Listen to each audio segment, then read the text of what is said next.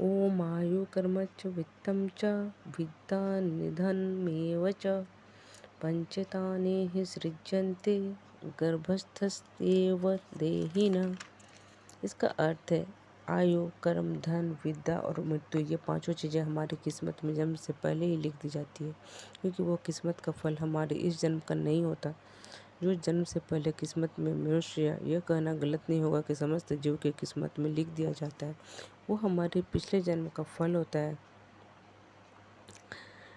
जो हर जीव को प्राप्त होता है। जो जैसा कर्म करता है उसका फल कर्म, उसी का फल हमें नए जन्म में प्राप्त होता है। भगवान मृत्यु लोक में आने से पहले ही उसके सारे कर्म का फल किस्मत में लिख देते हैं। जो पूर्व जन्म में अच्छे कर्म किए होते हैं उन्हें इस जन्म में सुख संपन्नता प्राप्त होता है। जो कुछ बुरे कर्म किए रहते हैं उनके साथ इस नए जन्म में बहुत कष्ट झेलना पड़ता है। इसलिए कहा गया है कि मृत्यु लोक एक कर्म क्षेत्र है, इसका फल हमें दूसरे जन्म में प्राप्त होता है। कुछ ऐसे भी होते हैं जो अपने बुरा किस्मत को अपने अच्छे कर्म से बदल देते हैं और हमेशा सत्य और धर्म के राह पर चलते हैं। उन्हीं में से कुछ ऐसे भी होते हैं जो पूर्व जन्म में धर्म और सत्य के मार्ग पर ही चले थे, पर उन्हें कष्ट ही प्राप्त हो रहा था। और वो होते हैं भगवान के भक्त, जिन्हें दुनिया के सुख सुविधा नहीं चाहिए होता है।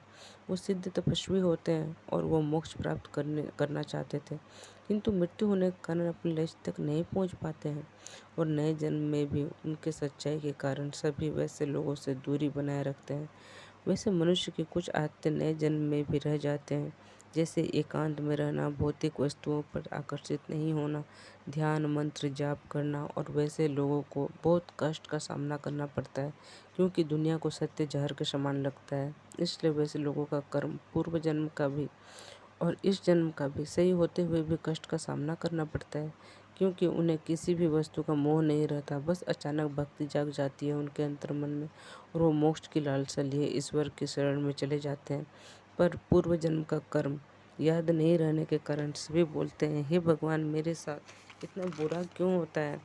जो किंतु जो ईश्वर के शरण में होते हैं उन्हें खास प्रभाव नहीं पड़ता है।